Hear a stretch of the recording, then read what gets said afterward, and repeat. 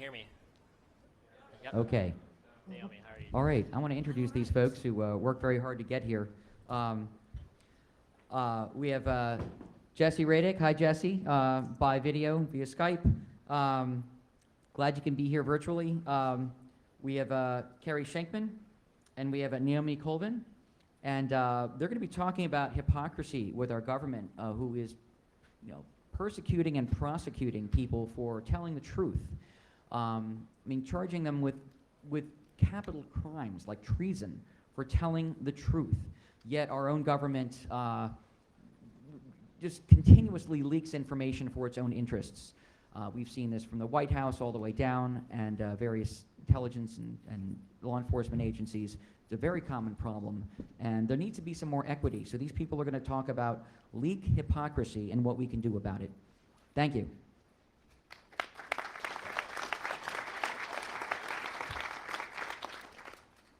Thank you so much, everyone, and it's really an honor for all of us to see such an interest and see such a packed room right now. I'm Carrie Schenkman. I'm a First Amendment and human rights attorney representing journalists and doing freedom of expression, freedom of religion, and also state power cases. I work with the Center for Constitutional Rights representing WikiLeaks and Julian Assange. It's perhaps one of our most well-known cases. And these issues are very important to our office. And here with Naomi Colvin, if you wanted to introduce yourself briefly. Sure, yes, I'm a campaigner for the Courage Foundation. We have a session tomorrow as well.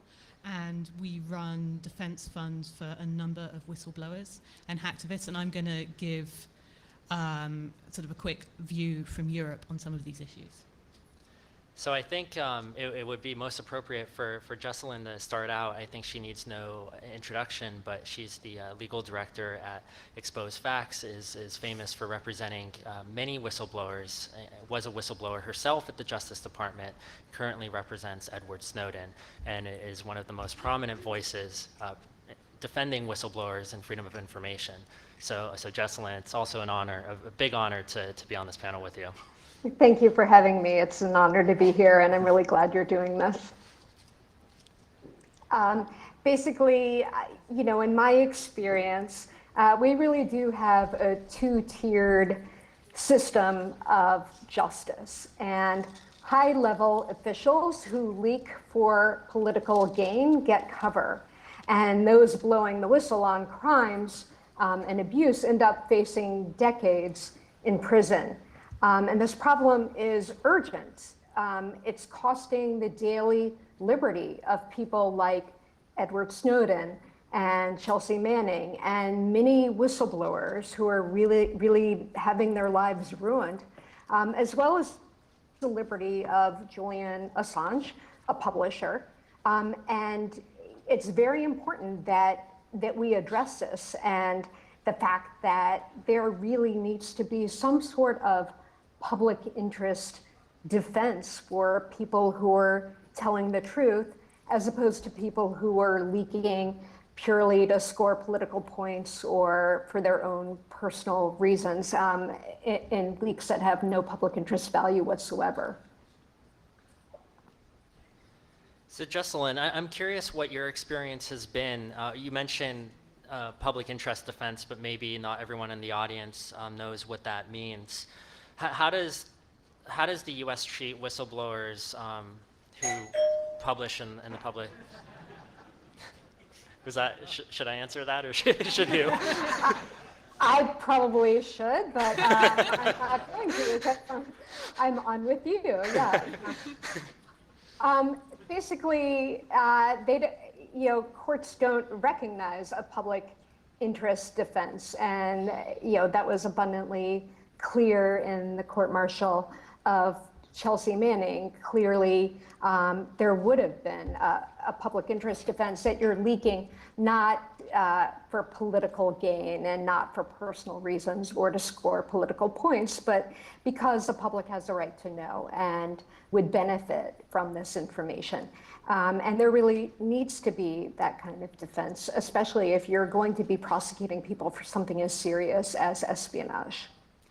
So I'm interested, especially because you represent Edward Snowden, who's currently in exile in Russia, and and John Kerry, now presidential candidate Hillary Clinton, have made statements saying that he should come back and face trial. That, oh, if he's committed an act of conscience, part of that is facing justice and facing a judge. And I think Kerry also said that he should, quote, man up.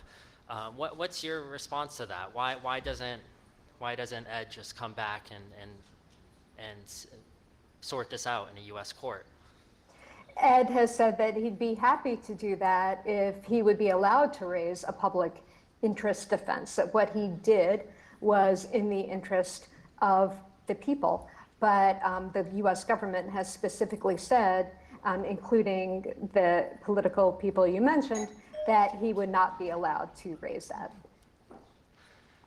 And I know that actually in an interview just a few weeks ago, former Attorney General Eric Holder said that Ed performed a public service through his disclosures, and yet should still face trial. What do you make of that, having the highest prosecutor or former highest prosecutor in the land saying your client has performed a public service but still shouldn't get a public interest defense?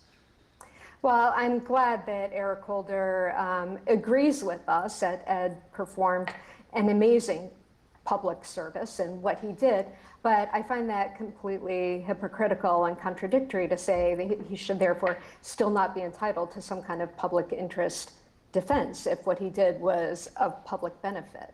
It's sending a really mixed message to people about how you should behave as a citizen. I want to push a little bit more on that. Why would it be hypocritical? You know, I think it's hypocritical to say that someone performed a tremendous public service, but we are going to continue to try to punish them and go to the ends of the earth to get them and to hunt them and to make them pay for performing a public service. That's not normally how you thank people. Sometimes people get statues, sometimes people get laws, and people have things, wonderful public things done in their names, but normally you're not told to come back and be thanked by facing jail. Yeah. I recall, I live in New York, and for others who live here, I think maybe a year ago there was an art project to put up a bust of Edward Snowden in Brooklyn, and I think it was quickly taken down. So I think that's the closest attempt to a statue. I know that there have been monuments internationally. Certainly, there's one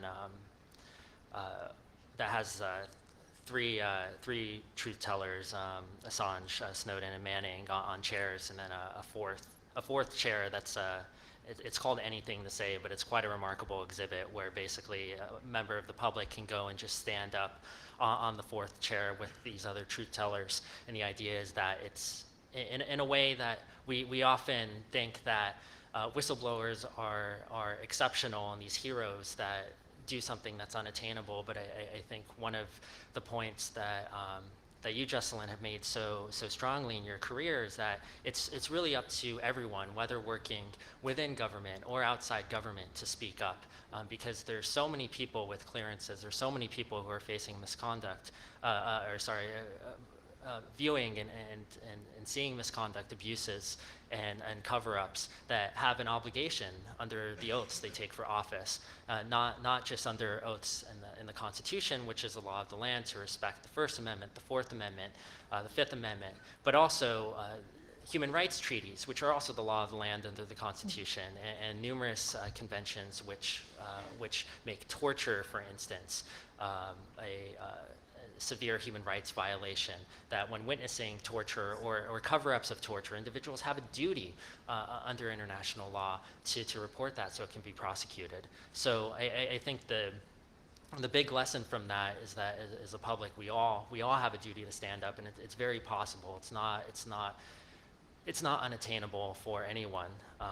I was curious, Jesselyn, in terms of the next... Well, just to emphasize that point, I wanted to say, most people don't set out and say, wake up one morning and say, I'm going to be a whistleblower today. Most people are doing their jobs and trying to follow the laws, rules, and regulations that they're working under, and then they find themselves crosswise with the government for doing that. But most people are not out to make waves. Most people are trying to serve the public. Right, and much of the narrative is that low-level officials will get prosecuted for exposing misconduct, whereas so-called protected or important officials are given protection. For the most part, that tends to be true, but it's not always the case that it's a high-level, low-level distinction. And in fact, some of the most prominent whistleblowers have been very high-level officials, like Thomas Drake, for instance, was a senior official at the NSA. Bill Binney, also a very senior official, who devoted their whole lives and careers to public service out of a sense of duty and patriotism. And they saw that the very systems that they had swore to protect were betraying the people that they had a duty towards. Because ultimately, the question is, where does a duty to protect lie? What are secrets designed to protect? Are they designed to protect embarrassment, misconduct, or abuse? Or are they designed to protect people? Are they designed to protect constitutional rights? And where those secrets are covering up violations of constitutional rights, that raises not just legal problems, but severe ethical and constitutional problems as well. No, I agree completely. And people blow the whistle because they do see violations of law, rules, and regulations. But I think they also have strong moral compunctions. And I would hate to think that employees feel like they should have to check those morals at the door and, basically have their belief system be subservient to a government manager or someone in a position of power over them.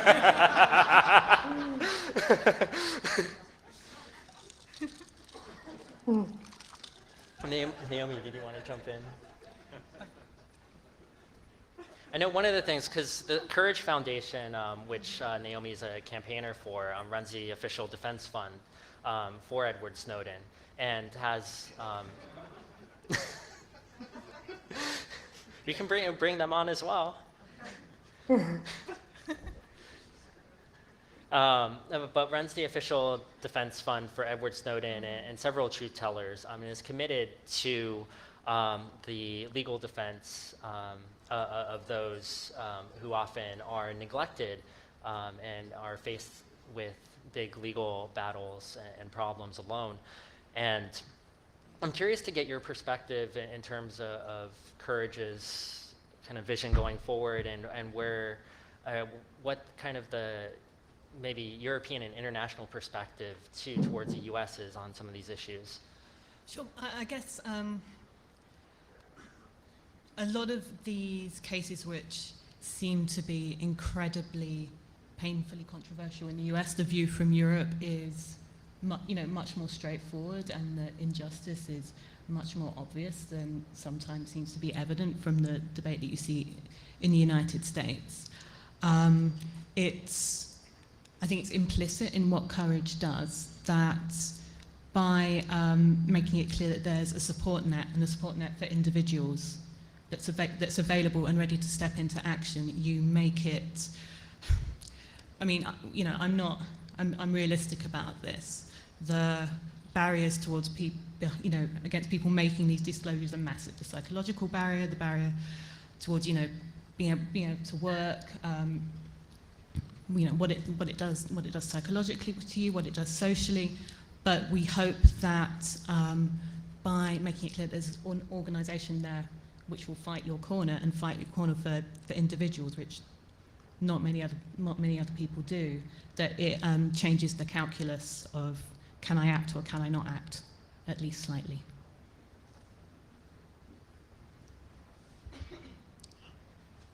And Jesselyn, I know that you've actually led delegations to Europe, like you went with former Pentagon Papers whistleblower Daniel Ellsberg and Thomas Drake and several whistleblowers, and you visited Ed in Moscow and Julian and the Ecuadorian embassy in London.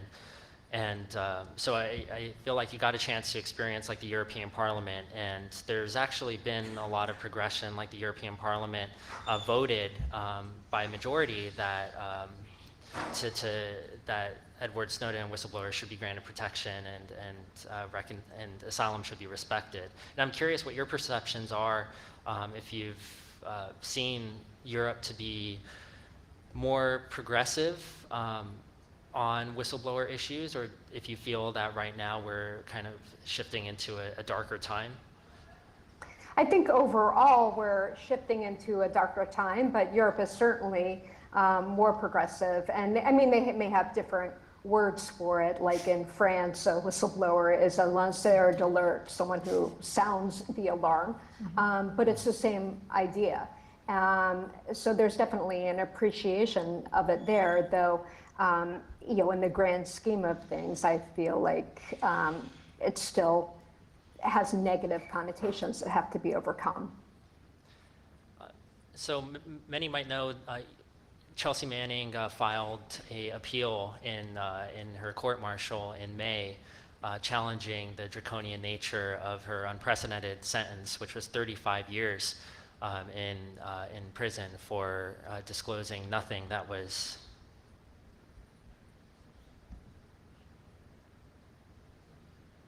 Did we lose Jesselyn? Yeah, looks like it. Hey Jess, can you hear me?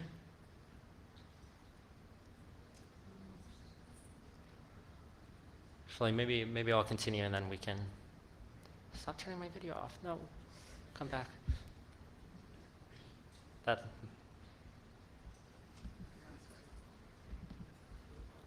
Yeah, maybe we can get one of the sound folks up. And I don't know why it keeps turning it off. If this doesn't like, it shows she's offline, so maybe she got disconnected.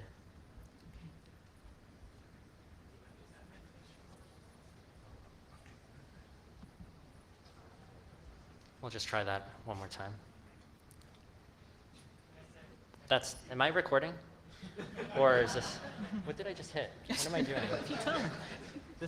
That's a video, right? That looks like a video call thing. Oh, that's a video message. That sounds, okay, great. I'm in chat right now. What am I doing? That's a call. This is what years of education does for you.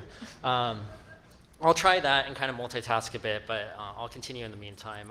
And then maybe if somebody wants to come up and help, otherwise I'll just like paddle my feet and struggle up here. But so on that point of actually comparative defenses, so Chelsea Manning filed her appellate brief in May, which challenged the length of her detention, 35 years, unprecedented sentence. And numerous organizations actually filed supporting briefs in that case, which is very interesting. So there's a coalition of different human rights groups. So the EFF, for instance, filed a challenge to the Computer Fraud and Abuse Act, which is one statute that Manning was convicted under for the use of wget, a batch downloading program to access cables that she actually had access to the individual cables.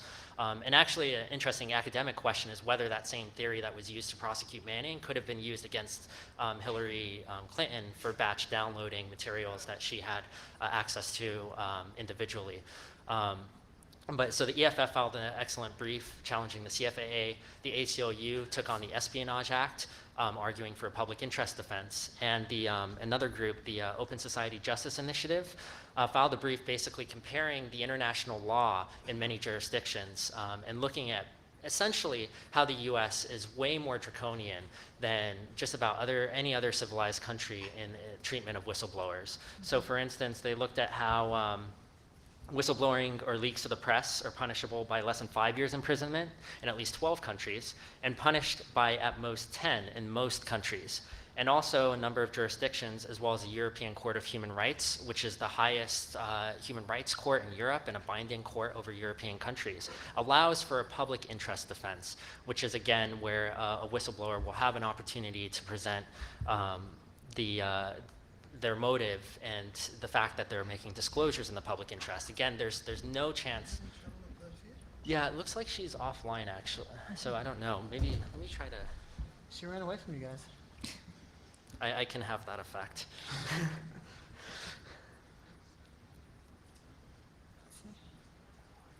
Yeah, it showed. I'm worried because the little dot was. Yeah. It shows she's not on. Let me. Let's make sure. Yeah, Nate, maybe you can, okay, great. Maybe if you could give her a call too. But so in the meantime, you know, it's really a problem, and Jesselyn is completely on point, and I think Naomi will speak more to this in a second, but you know, the view isn't rosy anywhere. It isn't in Europe, especially with the financial whistleblower cases, but certainly in the US it's a lot worse. And I think one point I kind of wanted to end on was that when we talk about these whistleblower prosecutions and a two-tiered justice system, when we compare cases like Hillary Clinton and General Petraeus, you know, who essentially got a slap on the wrist for disclosing top secret and code word materials as pillow talk, and when you compare that to what happens to whistleblowers who act in public conscience, you do see a two-tiered injustice system. But it's not only about prosecutions of whistleblowers, and in fact, that's kind of a tip of a much larger iceberg. In fact, most of the censorship and repression is in secret, because that's the most surreptitious and that's the most effective type of repression.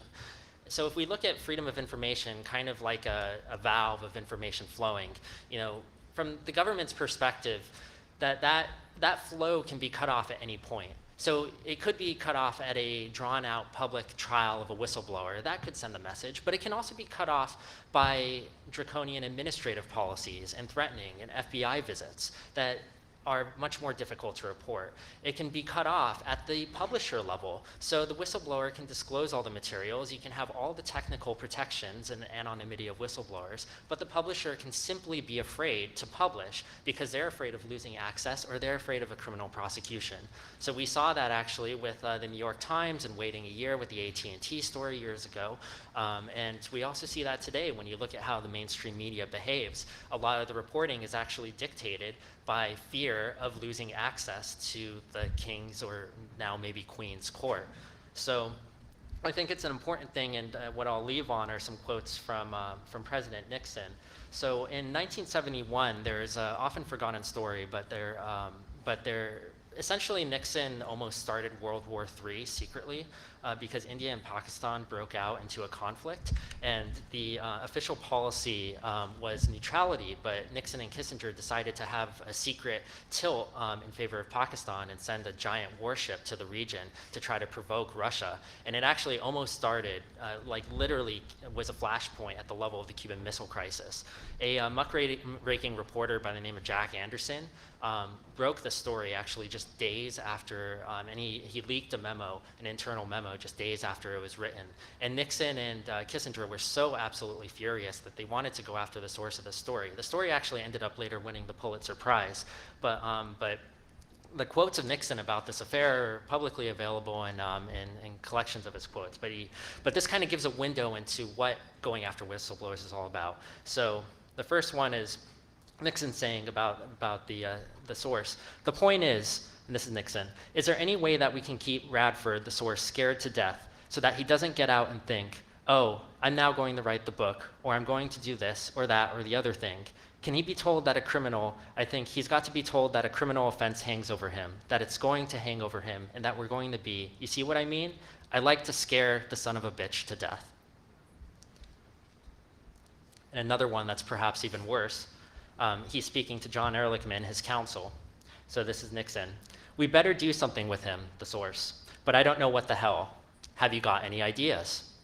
Ehrlichman replies, yeah, but they're all illegal. Nixon, all of them illegal? Ha ha, that's good. Ehrlichman, put him in a sack and drop him out of an airplane. That would do it. Yeah, replied the president. So on that note, Thanks a lot. I'll pass it over to Naomi to talk more about the financial whistleblowers Sure. cases. Oh, sure. Jesselyn, can you? Yeah, I can hear you. Great. Okay. Oh yeah, please don't leave. This is all very difficult to follow, so I'll try not to make too much of an idiot of myself. But I think it's worth pointing out that the situation in Europe, although definitely in some respects is more positive than here. It's certainly the case that the EU has had, quite a serious investigation into Edward Snowden's revelations, and Edward Snowden was able to present a statement to that. The Council of Europe have done the same. Germany has a very long-running investigation into NSA surveillance and German complicity with that now, and I think it's going on for almost a year, if not longer. But at the same time, actually, if you look at whistleblower laws within the EU, Germany is really bad for domestic whistleblowers in the EU. It doesn't actually have a proper whistleblower law at all. So the picture is very mixed. I just wanted to draw attention to one particular issue in Europe which does impact some of the most big, important international disclosures that we've seen in the past few years, particularly in the area of financial whistleblowing on corporate tax avoidance and tax havens. Public understanding of these issues has increased massively over the past 5 years. Social activism in this area has increased massively over the past 5 years. Would not have happened without reporting and whistleblowing. UK Uncut would not exist without the contribution of whistleblowers. There's absolutely no mistaking that at all. Within Europe, within particular countries in Europe, Luxembourg and Switzerland in particular, banking secrecy laws really serve to chill disclosures and punish whistleblowers. Some people in this room may be familiar with the case of Rudolf Elmer, who publicly gave information about the private bank Julius Baer to WikiLeaks. Rudolf Elmer has been persecuted, and there's no other word for it, persecuted relentlessly over the past 5 years. And I recommend you go and look up the details, because it's absolutely incredible what's been going on. And I believe, he's still under threat, and it's still happening now. Obviously, Europe doesn't quite have the same problems with exemplary punishment that happens in the United States. But in some ways, the direction of travel is very worrying. And in my job with the Courage Foundation, this is something we are concerned about, and we're tracking quite actively. One of the most interesting examples of leak hypocrisy I've seen recently, and actually it's reported in Private Eye, an interesting British magazine, just last week, is PricewaterhouseCoopers, the accountancy firm, saying that the LuxLeaks disclosures that the ICAJ gave worldwide attention to in 2004, this is the systematic exposure of tax avoidance that was happening via Luxembourg, saying that those disclosures were justified. And this is interesting, not because there's any real debate about whether these disclosures were justified or not. They resulted in multiple investigations. They almost caused the resignation of the president of the European Commission, who, as finance minister and then prime minister of Luxembourg, was directly responsible for a lot of this stuff. It's interesting because PricewaterhouseCoopers were in turn directly responsible for the prosecution of the 2 whistleblowers concerned. Antoine Deltour, who came forward publicly, and another guy called Raphael Halle.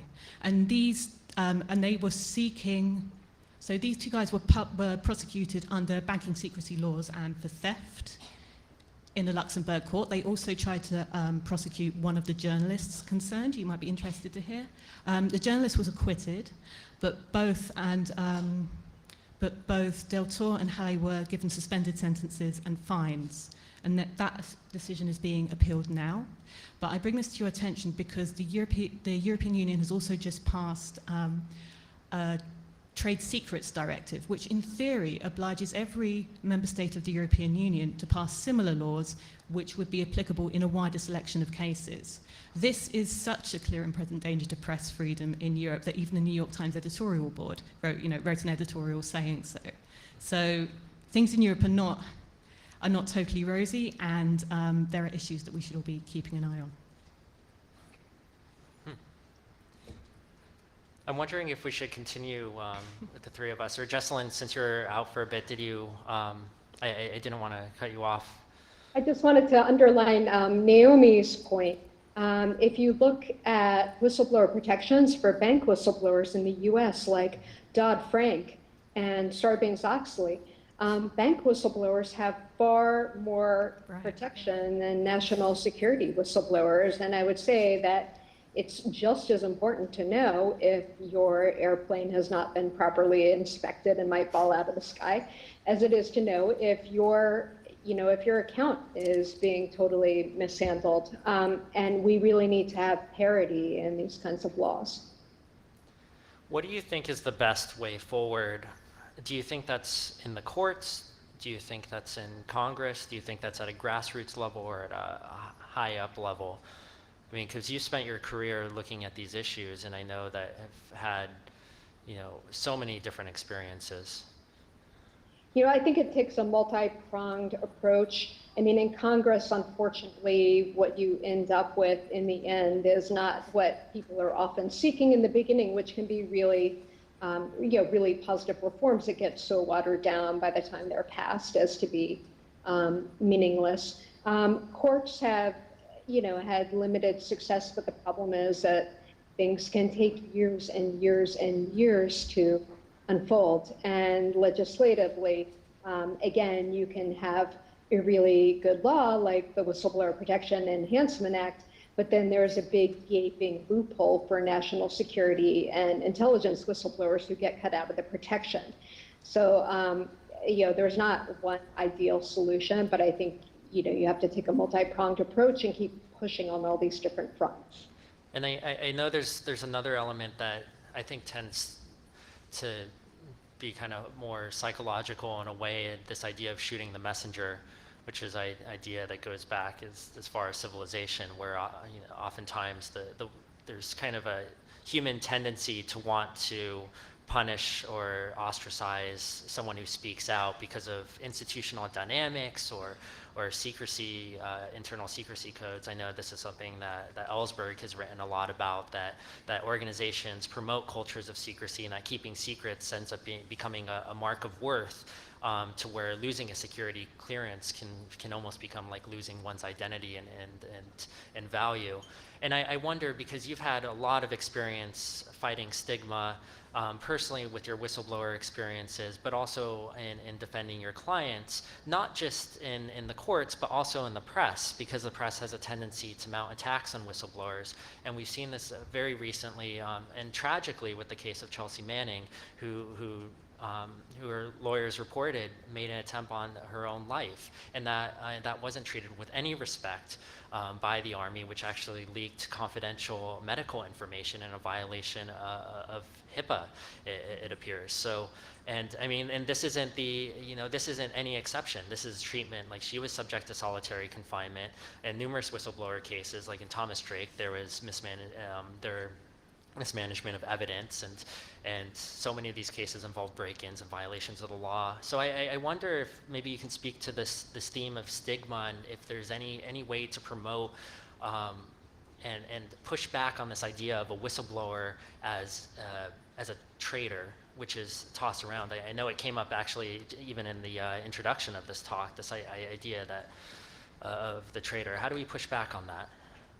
I think it's, you historically point out that whistleblowers throughout history have been seen as traitors, turncoats, and more recently are painted as terrorist sympathizers. And this is done to marginalize them, but also to try to minimize the importance of what they're revealing. And I think one of the best things to do is look back at historical examples and say, look at someone like Dan Ellsberg, who revealed the Pentagon Papers, which now, 40 years later, we're comfortable saying, this is something that is credited widely with helping end the Vietnam War. And we shouldn't have to wait 40 years before we're able to, vindicate whistleblowers. Tom Drake has gotten quicker vindication, but still, it is eaten up. This has eaten up more than a decade of his life. Dealing with this, and a speedy resolution would be preferable than having agencies drag this stuff out forever. Certainly. I mean, we know this through the WikiLeaks case, and Julian, who's been subject to what the UN's highest authority on detention actually came out with a ruling months ago saying that his situation in the embassy is arbitrary detention and that it's illegal, and that Sweden and the UK are violating international law, and neither state has agreed to abide by that opinion in a process that they chose to participate in involving human rights machinery that both countries helped create. And this is, this is in the context of a ongoing, over 5 years now, investigation into WikiLeaks in the U.S. that's been unprecedented, pervasive, and included dragnets of associates and supporters of WikiLeaks, visitors to WikiLeaks. So we see this at every level, not just from the whistleblower, but also to the publisher facing censorship. That was the case going back to the Pentagon Papers trial, when the FBI would visit independent publishers who were thinking about publishing the Pentagon Papers. And there's a famous case involving the New York Times and the Washington Post, but in fact there's 17 newspapers that published excerpts from the Pentagon Papers, and actually the Nixon administration tried to get gag orders against 4 of them to prevent them from publishing, except the information was spreading so fast that they just couldn't censor it anymore. So this, and then now, today, you have Obama saying things like, whistleblowing today, it's not like Daniel Ellsberg. He's seen as a hero. He's the good whistleblower. And now you have these absurd hoops that officials jump through and commentators jump through to try to distinguish Dan Ellsberg from like Chelsea and Ed, and it's completely absurd because he publicly supports them. He actually says that he should have blown the whistle earlier, and he's been at the Manning court-martial and been very vocally supportive. So I think that really goes to light that there's so many inconsistencies with these cases, and I'm really glad you brought up that point, that last point especially. Do you think we should go to questions? Sure. What are you both thinking? Okay, yeah. Should we? I guess there's a microphone if you have questions, and then we can try to answer them, or you can direct them to one of us. I think, yeah, it would make the most sense to come up directly to the mic. Could someone comment a little further on this whole idea of the public interest defense and why it's not allowed under either federal law or the various state laws that might apply? It's just not recognized as part of the, if you look at the whistleblower protection laws, the Whistleblower Protection Act, the Whistleblower Protection Enhancement Act,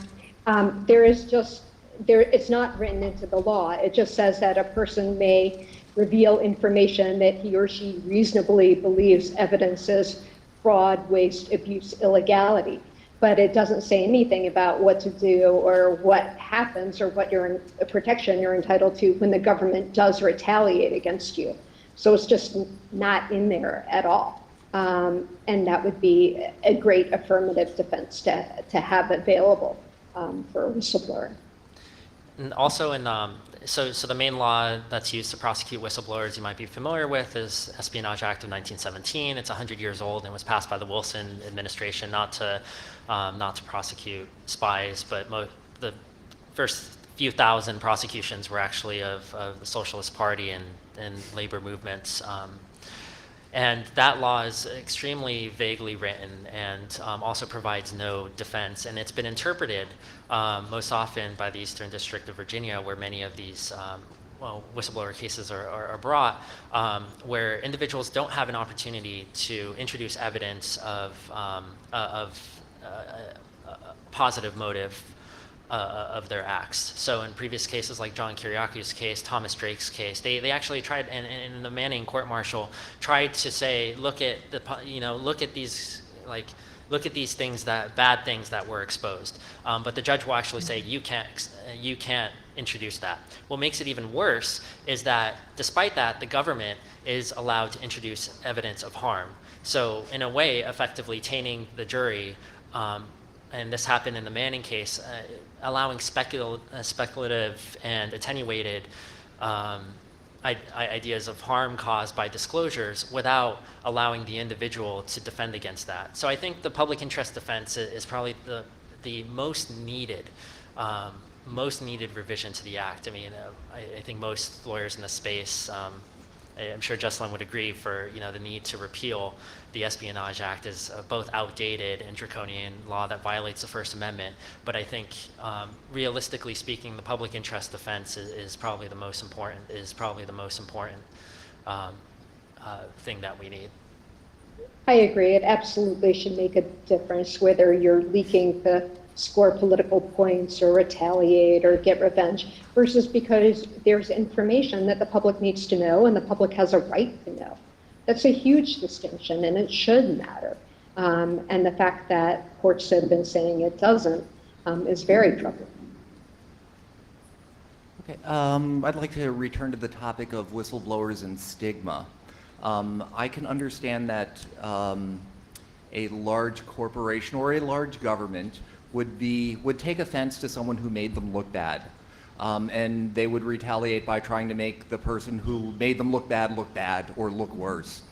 So I think that's sort of an expected response. But one of the things that I'm wondering, I'd like to get your thoughts on, is with some of the leaks that have happened during the last few years, do you think that whistleblowing, at least among, it's seen with some element of virtue or heroicness?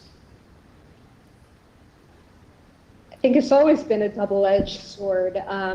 People vilify Dan Ellsberg, including Nixon, very publicly when he blew the whistle. But now, many years later, he's seen as a hero that he is.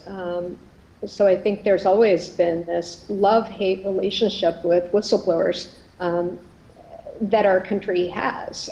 We celebrate Erin Brockovich, but then, we always, every article about whistleblowers is normally, has these undertones of, oh, they're off, they're weird, they don't go with the flow, they didn't fit in, they have an axe to grind, and all these other, gets into all these other mixed motives that they might have.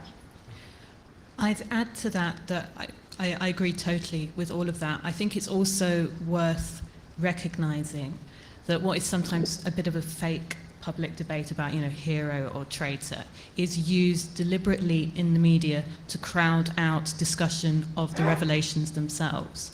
The University of Cardiff have done a survey of all of the British coverage of Edward Snowden's revelations, and what they found is that, particularly in the right-wing press, endless stories about, is he a hero, is he a traitor, were used, and that, if you like, spreads out and and occupies all of the space in those particular newspapers that might actually be used to discussing the revelations themselves, which clearly the British government did not want to do at any level. So I think that's also worth bearing in mind. What do you think of the Guccifer 2 leaks and the DNC leaks and the insinuation that this is an attempt by the Russian government to influence U.S. politics? Do you think this is yet another case of people in the U.S. trying to maintain power and stigmatize the whistleblowers who are acting in the public interest, or that it is in fact Putin trying to influence the U.S., or something in between? Someone else want to take that?